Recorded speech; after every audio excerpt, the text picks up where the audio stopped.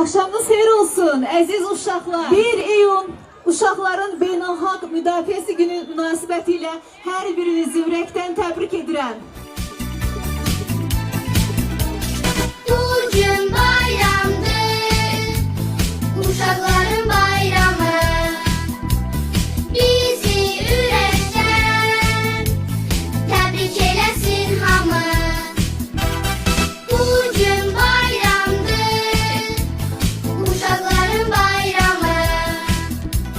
Bizi ürəkdən təbrik eləsin hamı.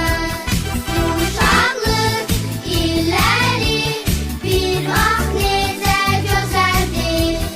Uşaqlıq illəri ömrümüzə bəzəkdir. Uşaqlıq illəri bir vaxt necə gözəldir.